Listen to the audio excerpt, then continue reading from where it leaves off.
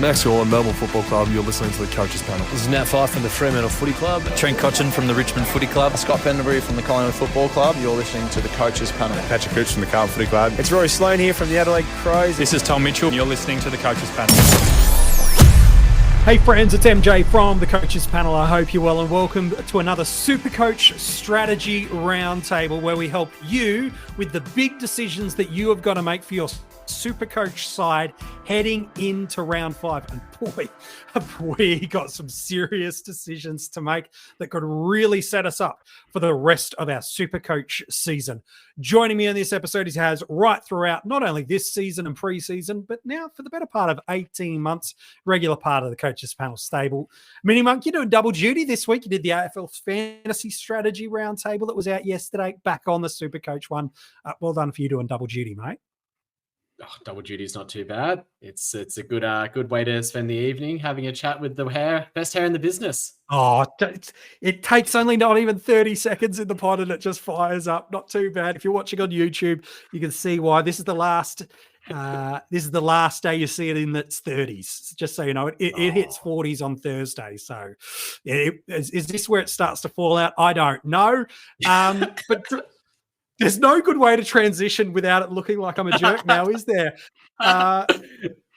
From the SuperCoach Insider podcast, you can check them out on YouTube. They do a great round of work. I got to meet this man in person around about 6 weeks ago at the SuperCoach launch and just connected with him straight away on a SuperCoach level. One of the best minds in the business. Swiz, hello, mate. Nice to have you on the podcast. Mate, thank you so much. You've been on mine twice, so it's glad that I got the invite to yours. And I've said not to blow smoke up your behind there, mate, but it is one of the few podcasts that I still do listen to. You do get into a situation as a podcaster there where you spend a lot of time doing your own stuff, but don't get a lot of time to listen to everyone else's. But the top 50 in particular, leading into the season, has always been high on the radar, and I know it's the same with a few mates out there as well. So awesome to finally be on this great podcast talking with you and MiniMonk tonight. So look forward to it. And yeah, just surprised just to find out that you and I are the same age, and that I think you've got me beaten by about a week there. So, mate, yeah, your hair's looking a little bit better than mine for the big 4-0. But yeah, you and I in a week's time, mate. So all right. we obviously are celebrating the next chapter of our lives. Okay, just setting us out to pasture there. So it's very, very quickly. There's a ton of stuff, boys, I want to get through. I want to talk about trade boosts and how we use them. There's a ton of great value options that are presenting themselves not just now, but over the next couple of weeks. I want to talk about the ruck line. So many Grundy owners are really wrestling with what to do this week. We want to help put that to bed. Got to talk about our SuperCoach forwards as well. But the thing that really unlocks a lot of the moves that we want to make over the next couple of weeks really is what happens with our cash generation and the options we're looking to go to down. There are some that I know people are looking at a Jeremy Sharp this week. They're looking still at an Ollie Dempsey, and that there absolutely plays if you would like to head that way. But maybe we start there. MiniMonk, talk to me about Dempsey. And then, Swiz, I'll get you to talk about Sharp for me in a moment. Before we hit some of the guys that are yet to be even on the bubble, these are maybe the last chances to get either of these options. MiniMonk, Dempsey, knowing we're about to look at 3 viable plays, is it just not let him go, or is there still a reason to jump on Dempsey this week? Well, yes, there is. And the reason why is I don't want to jump the gun too much, but if we look at those viable options that are coming, they're not quite on the bubble yet this week. So they're not going to be going up in cash. They're not going to be the ones that will get away from you, like Dempsey has started to do over these last couple of weeks, where he's now had his 2 price changes and he's still rocking a -14 break even. Really good role. Forward line's pretty weak. It's a fieldable option pretty much every single week. Yes, best 18 can hide a bad score, but I don't think that there'll be many teams that'll be unhappy with having him at F6 come out of the early buys and coming into round 7. I think that absolutely he's still an option this week with how consistent his scoring has been. But this absolutely is the last week. Once you're starting to pay in excess of $280, $290, potentially even $300,000 for a player who is a rookie, you are really pushing your luck as to whether you can generate enough cash and enough points out of them while still being able to perform all the upgrades that you need to form in your team. So if you need someone at around that, 260K marker that is going to go up in cash, and it might only be 3 or 4 weeks it needs to be in your team for, absolutely you can go for him. Swiz is very, very similar for Jeremy Sharp. Again, a very different position and a better break even for us this week. What's your take on Jeremy Sharp as a priority for non-owners to trade into this week? Yeah, non-owner like myself. So definitely high on the radar. Like as MiniMonk said, the rookies that we have available aren't must trade in this week. We do get another look at them. We'll talk about Closey and Comben and all those guys, I'm sure, later. So if you're going to make the move and you wanted to have somebody who this is your last chance to grab, then yeah, Sharp or Dempsey are definitely there. Sharp, I like because obviously he's got the 126 against a very good opponent in Carlton. Yeah, another tough opponent this week with Port Adelaide, but does have that draw that opens up with West Coast Bulldogs, Richmond. So, with SuperCoach projections, they've got him sort of going that 68, 65s in those weeks, which is pretty well what he's been doing in previously. And that sees him going up sort of 80, 90K as it is. Definitely against sort of West Coast or Richmond, he could definitely put up a massive score again like he just did against Carlton. And if that was the case, he could reset his gen and be looking at 150K, which would be better than most of the rookie options that we're looking at as it is. So if he was to get himself to 400K, it's a shame we missed the 130 if you haven't got him already, but you're still looking at getting what is better than a lot of the rookie options that we've got available. Yeah. I think the other thing to note with him is that he's really going to benefit from the larger grounds, and that's what he's got from the rest of the games from here on forward up until round 12 where they play at Traeger up in the Northern Territory. He's got Adelaide Oval against Ports, pretty tough matchup for outside players. It might be a bit of a trickier week this week, but as you said, West Coast at Optus, Dogs at Optus, Richmond at the MCG, Sydney at Optus, St Kilda at Marvel under the roof, Collingwood at Optus.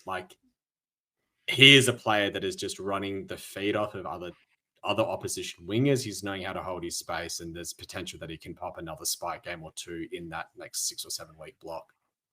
It's only for sure about $50,000, $60,000 if you're sitting on a dead option like a Sexton or a Lazaro or even a Caulfield type, and you've got the options of looping some DPP Swiz. He could, while we want to maximize points on field, cash generation is still so important for us at this time of year, isn't it? Well, the obvious one, and even this includes myself, is Tom Berry.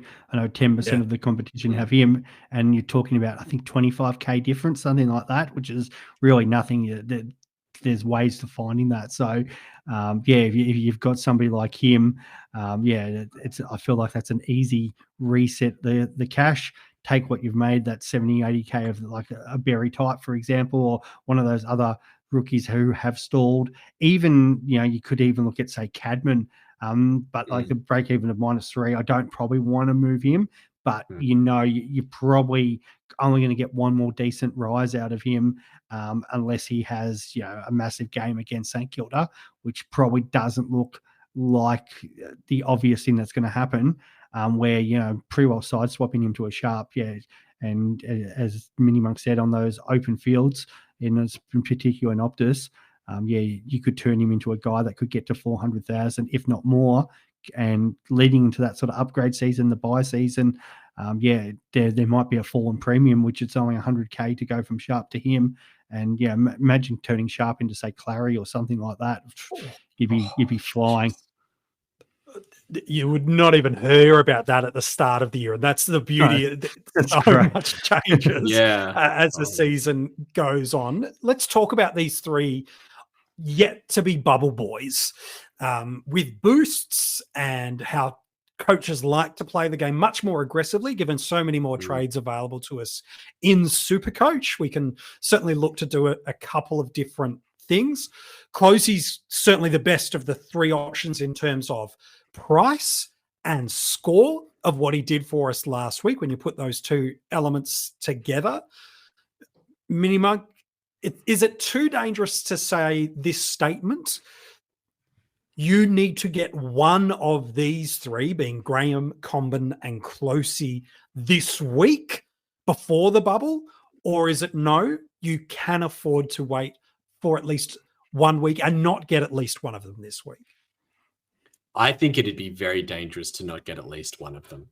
Because if all three of them are on the bubble with negative 80, 100, 120, even break evens come the end of round 5, you don't want to triple downgrade it to the three of them. You want to be able to get an upgrade off next week. And if you don't own all three of them, you are going to be falling behind, because that's probably $100,000 that's just gone down the drain that you've missed. And to my mind, if you said at the start of the season that you'd have a player who's 102K in your defensive line with a negative 68 break even, you'd go, great, I'll trade into them. But then you tell me that they're not on the bubble this week and that they've got another week to drop that break even lower. To me, that screams pick me this week. So I think if you're picking one of those three, it has to be Closey this week. There's less concerns about his job security. There's less concerns about his scoring because he's a mature ager.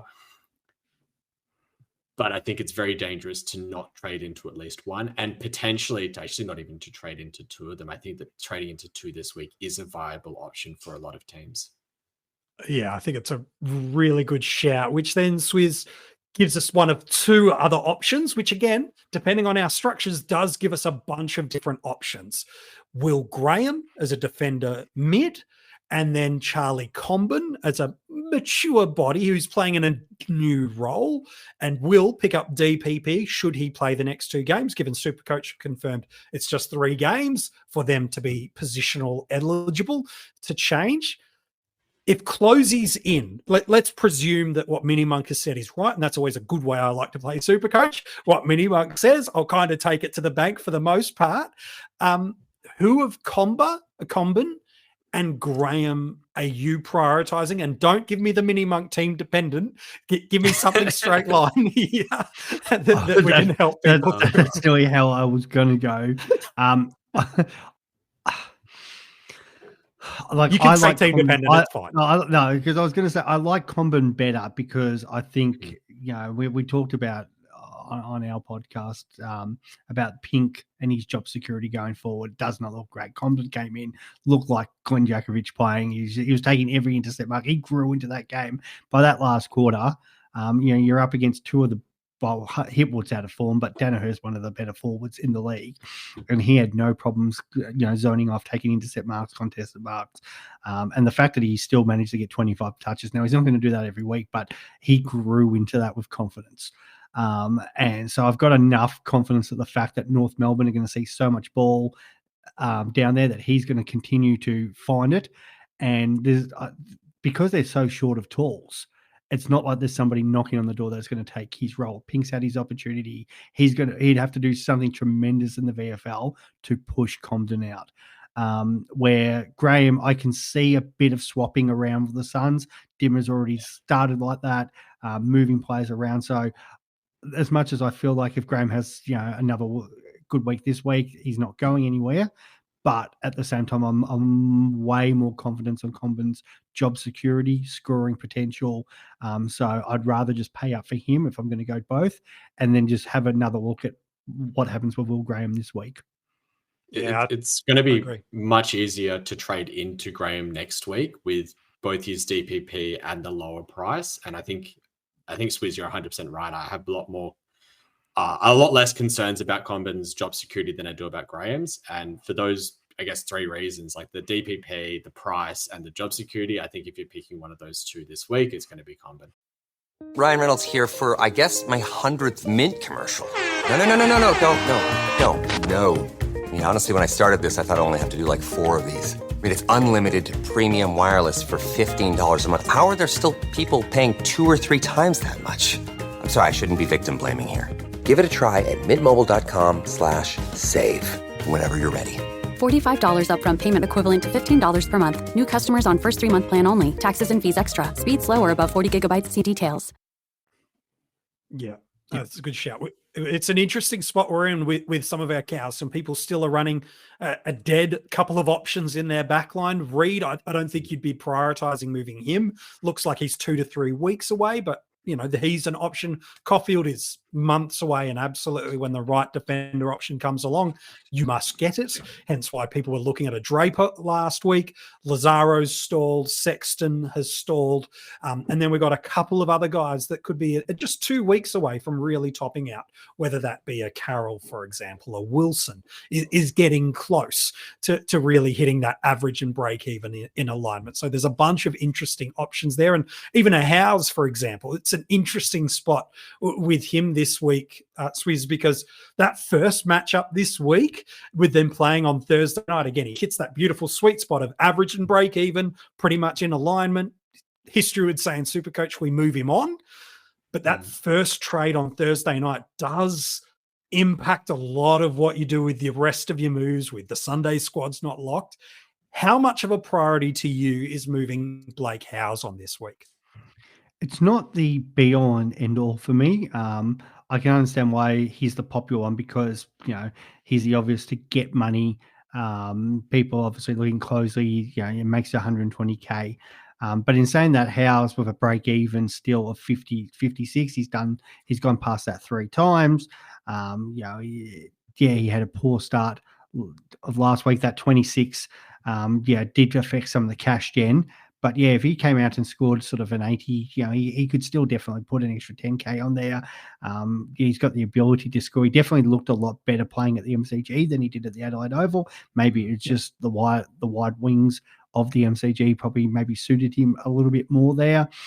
But the fact of the matter is he does have the bye the following week. So I can see why if you're not going to trade him this week, you're probably going to trade him next week anyway.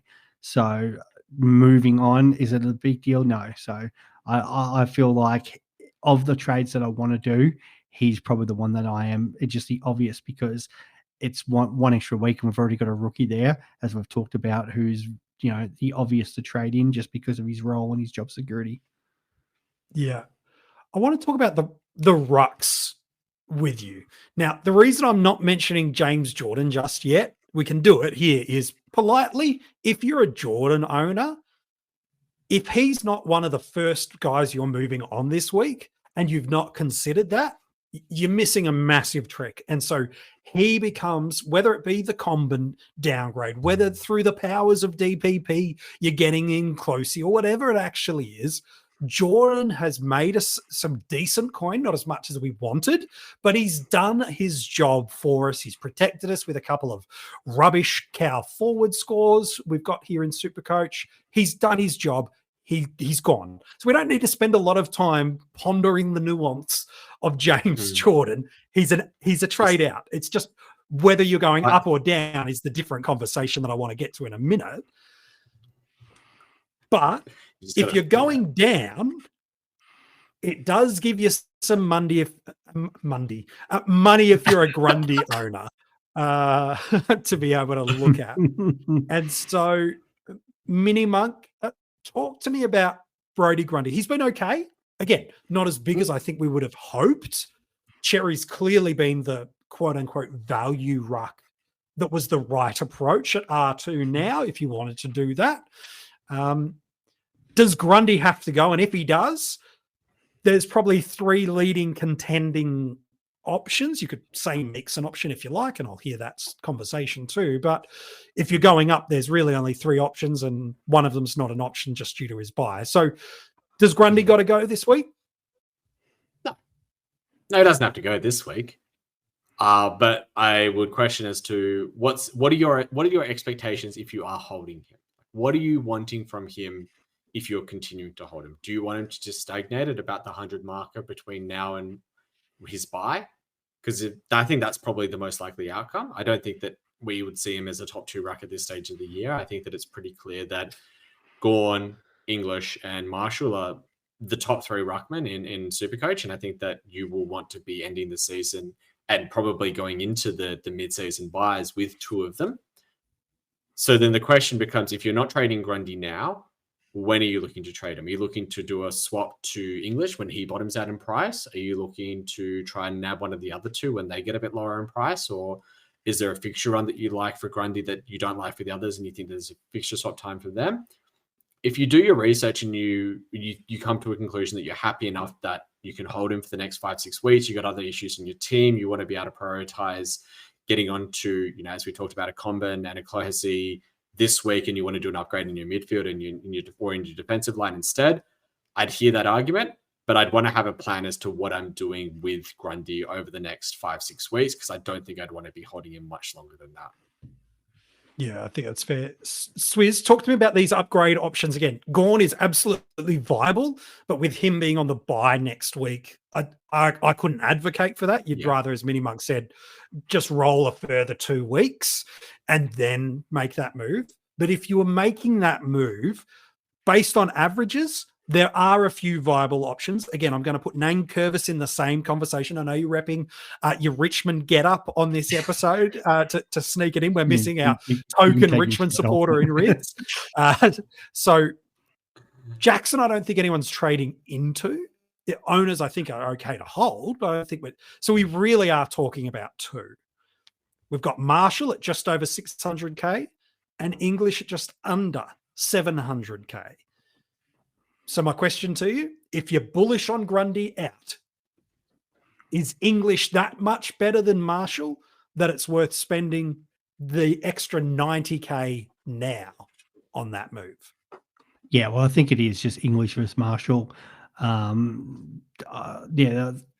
Potentially, like I like Cherry better than Nank anyway. Nank's got a bye coming up, so I don't think you could throw him completely out because Cherry's doing well. But again, Cherry's averaging 105.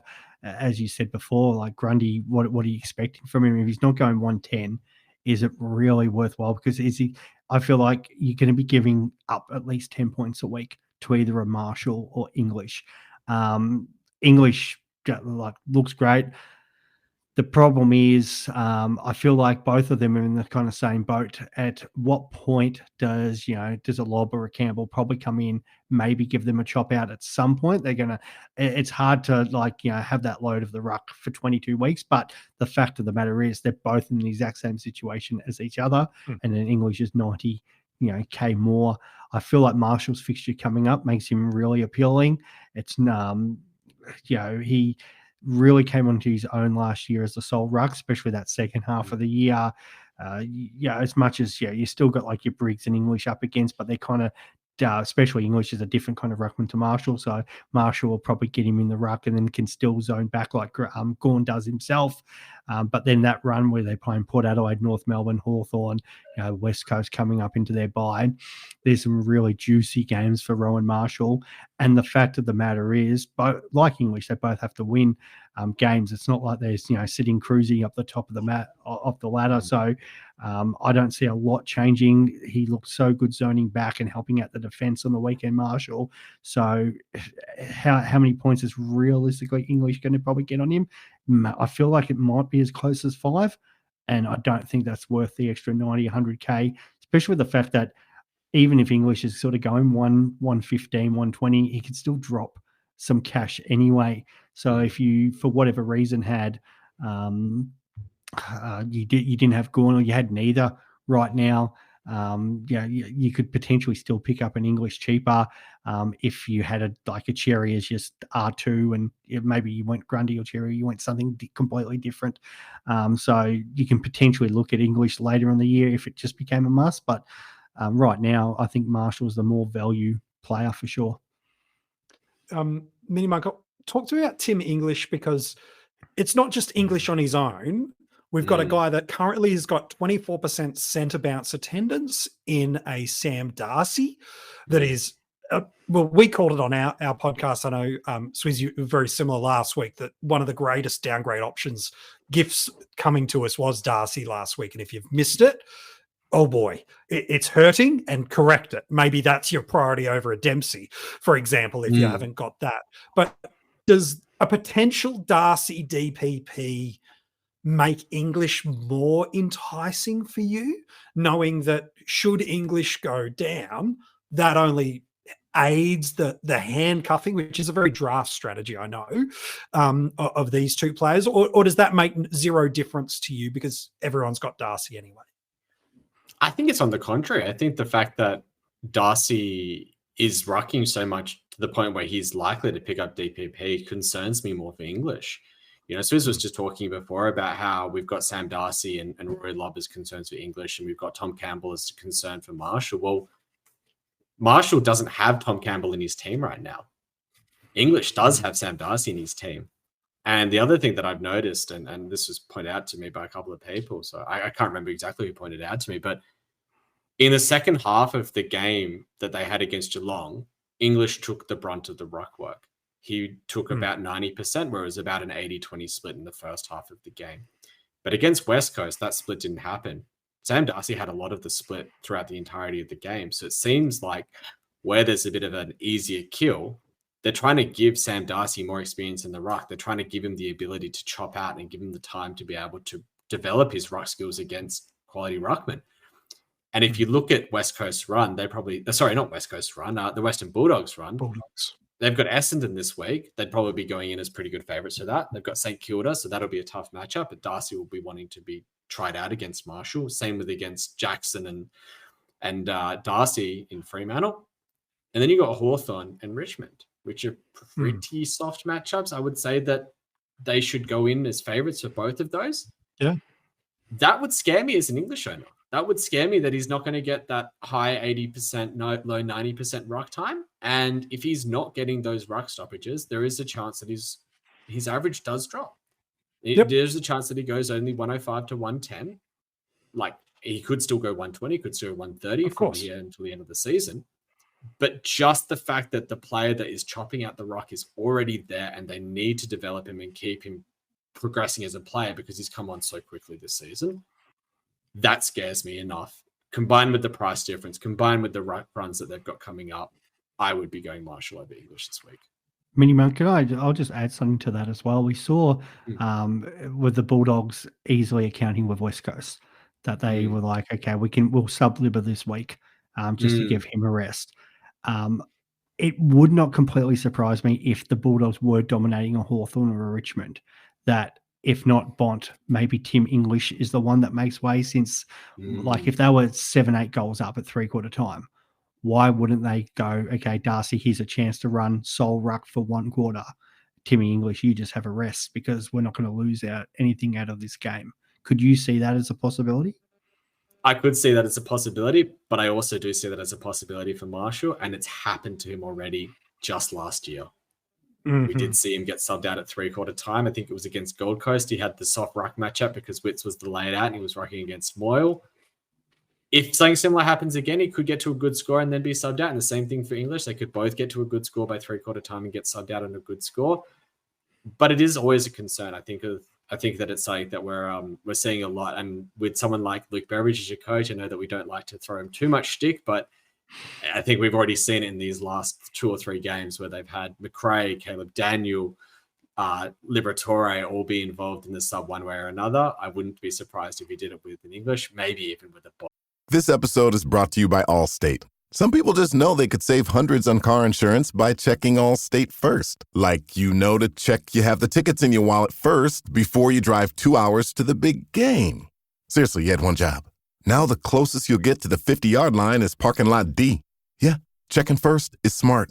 So check Allstate first for a quote that could save you hundreds. You're in good hands with Allstate. Savings vary. Terms apply. Allstate Fire and Casualty Insurance Company and Affiliates. Northbrook, Illinois. At some stage as well, heaven forbid. Gosh, just freaking everybody out listening to this now. Like every Bulldog is doomed. Thanks, boys. You've really helped everybody out. Let's move away from options. Let's talk about the forward line. Politely, it's better than I think was forecast 6 to 8 weeks ago.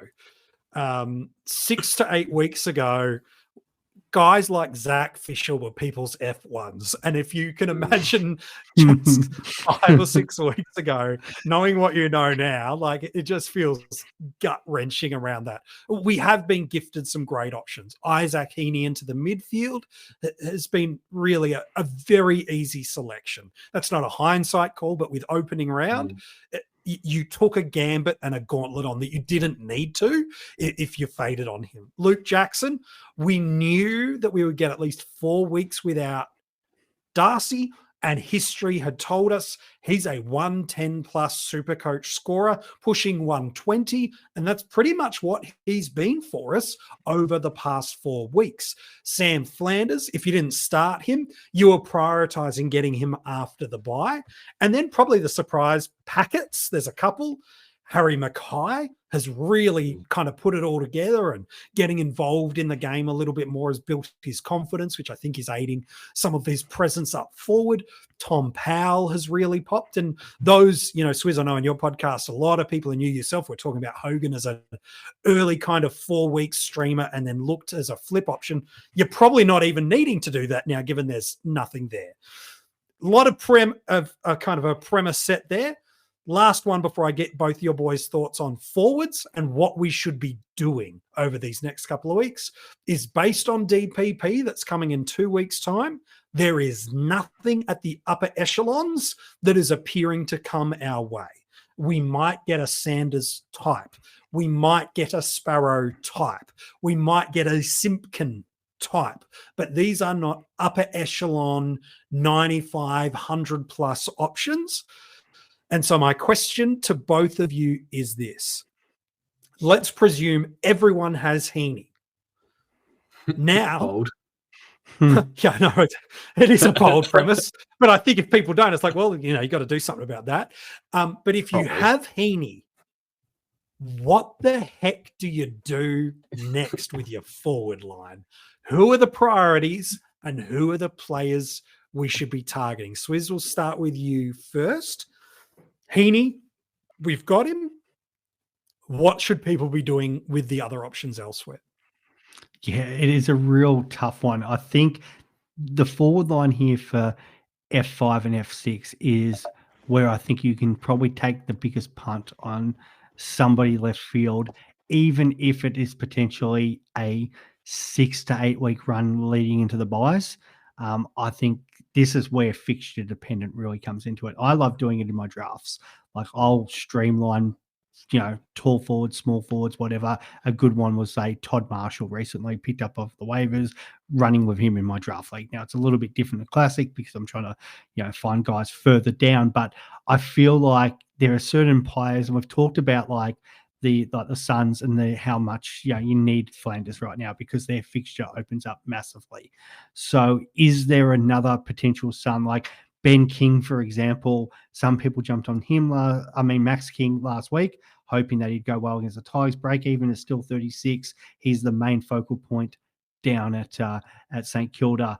And they do have North Melbourne, Hawthorn, West Coast leading into their bye. So is it somebody like that who's already one of the higher averaging players? We saw Taylor Adams come in for his first game, get a 97, has a bye this week. So we potentially get another week to look at him to see the role, more importantly, but also what to see if he scores. If he goes around that 9,500 mark again, is he the one that we've got to go, okay, yes, you're coming in as our F5. So there is a couple options there. Even probably the biggest left field that no one's been talking about this year, but Jeremy Cameron is one that I think people need to maybe have on the watch list. Sort of 18 months ago, he was the best player in the competition. Gets injured and then kind of it's just sort of pushed to the side. Had the 100 again last week. He had the poor score against Adelaide, but you're going to get that with key forwards. But then Charlie Kernell was a top 10 last year, and I feel like there's less better forward premium options this year. So if Geelong are going to be up and about, why not Jezza? Why not somebody like that? So I think that's where we're going to see a lot of different options in this space. And there's no kind of right or wrong, but I think those who jump on the right player at the right time is going to get the massive ranking boost that we're all craving for. MiniMonk, I'm curious, Swiz is, both on the SuperCoach Insider and even throughout this, and I know you've referenced it too, has talked about this impeccable Gold Coast run that is coming up for us. And if you don't own Flanders, okay, that's a top line option. Tuke Miller is a great option pretty much after this week. It really opens up. But then we mentioned these forwards, and there's a Jack Lukosius sitting there for us around about that $400,000 mark. Is he potentially a guy you feel comfortable taking that gamble on, as Swiz has mentioned? Outside of Heaney, Jackson, and Flanders, you're probably not looking at a premium option just yet to trade into if you don't have one of those three. Is Lukosius maybe the secret sauce here? It could well be. I mean, he's moved back into his defensive line for the Suns. He's had a couple of really good games, the last two. He's gone 87 and 95 against the Dogs in GWS, and GWS aren't the easiest matchup for outside type players either. And they were playing up in the Adelaide Hills, so not the easiest ground to rack up on either. But he could be an option. He genuinely could be a top 6 forward for us in 2024.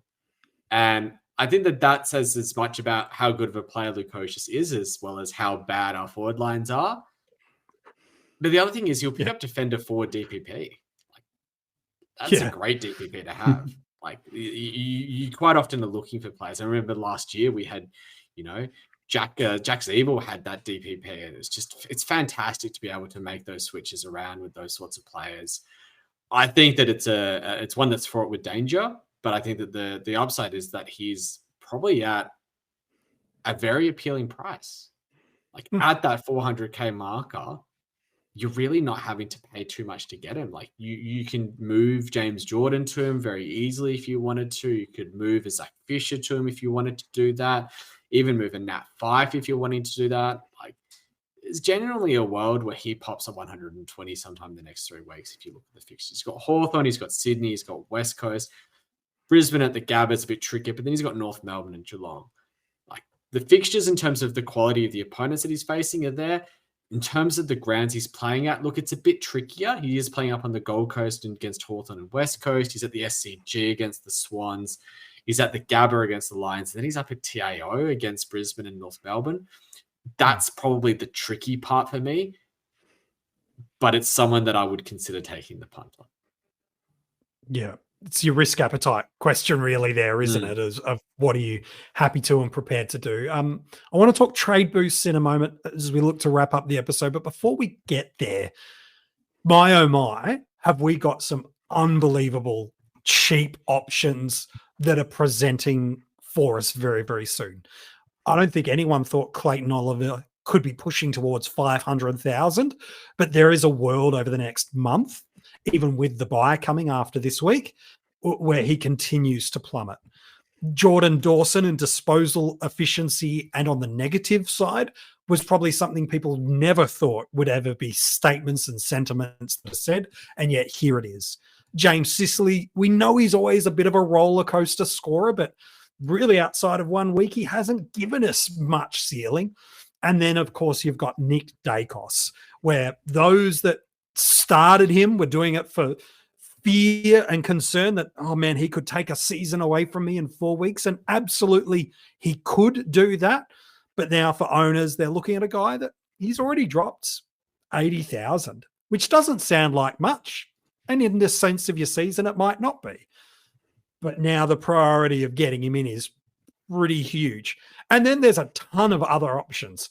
Jordan De Goey is a viable play through there. And I could list 15 other players. But Swiz, help us through. And MiniMonk, I want your thoughts on this too. Help us navigate. LDU, I probably should throw in the mix of that too, to be fair. Help us navigate some options here, because we've got 10 to 20 really good top line options, not just value that are close to top liners, but historical top line options. Who do we prioritize? How do we prioritize getting the right options at the right time to maximize these low prices of these players? Yeah, well, it is a tough one. It's funny when you mentioned LDU. He was the one I had open in front of me on my screen here.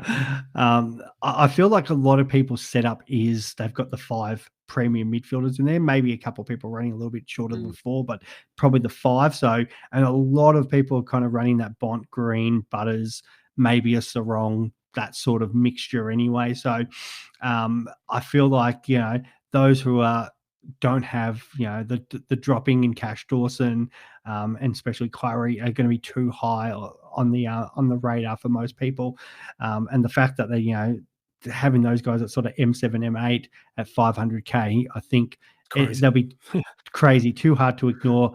And it'll be probably running in a great time where sort of in that 3 weeks time, at least Oliver has a buy at least, so that probably pushes it further out, where maybe your McKercher type, Roberts, in particular, say Roberts, who's already 335 with a low break even, could be getting close to that 400K mark. Like 100K is not hard to find in SuperCoach, downgrading, a guy that's 200 into one of these 100, 123 guys. So, imagine your Roberts, your McKercher, your Sanders, those sort of players in 3 weeks' time could be pushing and where they need to be culled.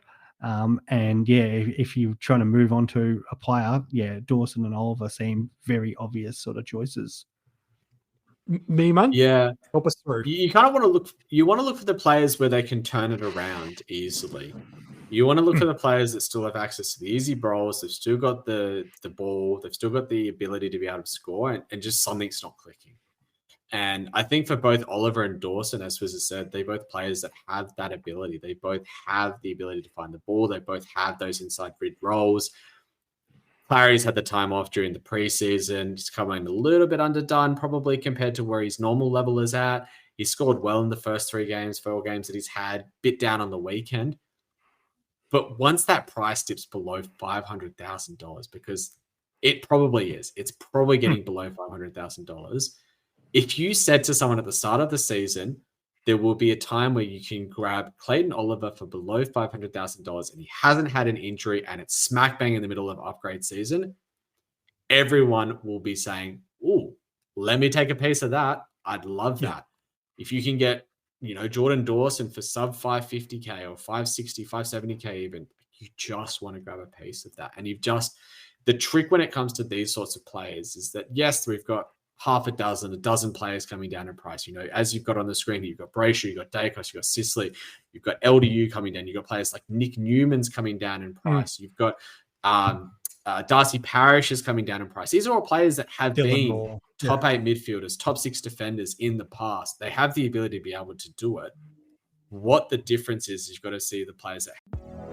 When you reach that age where everyone and their mother won't shut up about their credit scores, yet it seems like no one really understands what's so special about those 3 random numbers?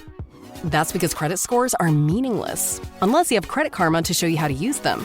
We use those 3 random numbers, plus your financial profile, to help you find your next opportunity. Like a more rewarding credit card, a game plan that helps you pay down debt faster, or a personal loan to help you save more on interest payments each month. Cha-ching! Download Intuit Credit Karma today to get started. Have the ability to be able to turn it around.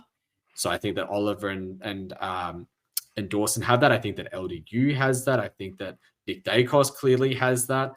I would question whether someone like James Sicily has that. It's probably in SuperCoach, he's probably able to because of the fact that he's rewarded so well for his intercept marking.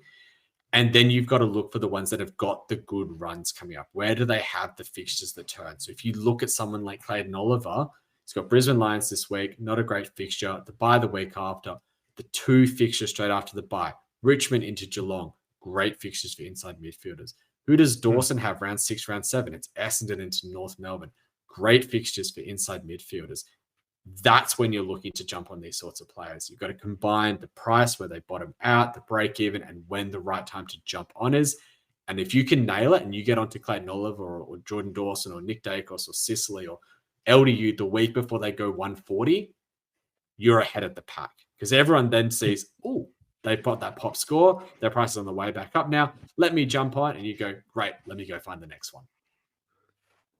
Yeah, for sure. And my thing is, that's why I kind of don't want to push for your Zach Merritts. And as much as they're in form at the moment, I feel like you're clogging up your midfield and you're spending top capital where you've got to kind of put back of your mind what the players have already done and think what they're going to do in the future.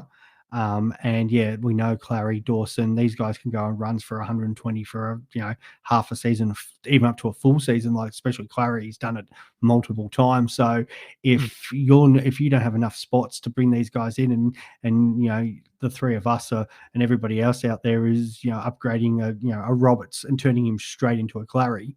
You're going to be behind the 8 ball because you're going to be scrambling to try to fill the rest of your team with probably other value options which aren't going to match the sort of points that a Clary or a Dawson can get.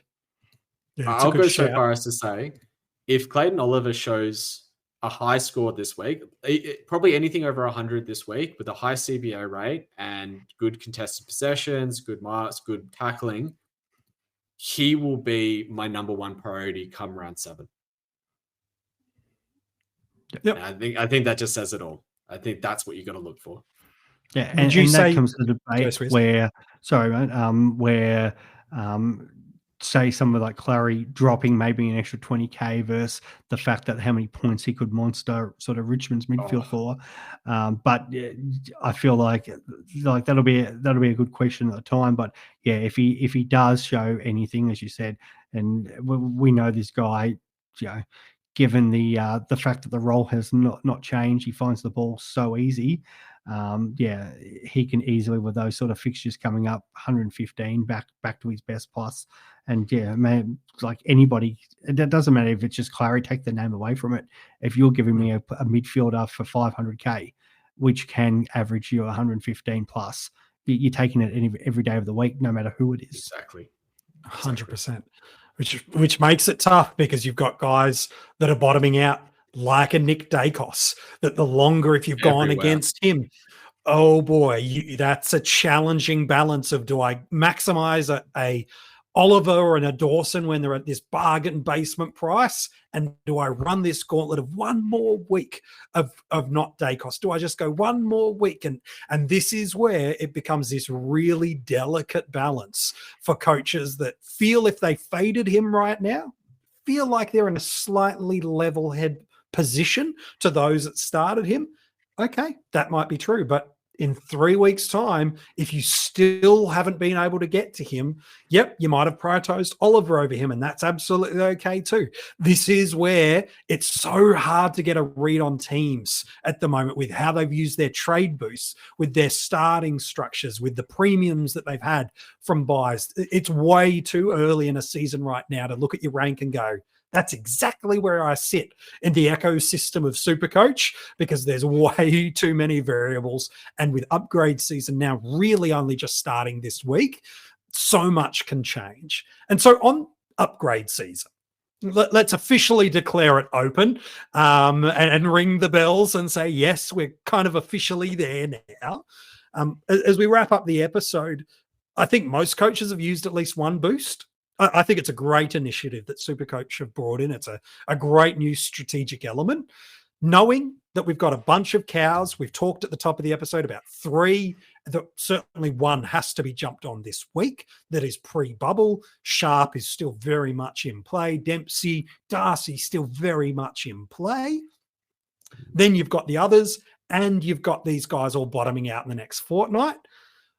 Does it just lock us into we're boosting this week, Swiz, or is there a genuine reason where you could still just play it with a 1 or 2 week trade this week?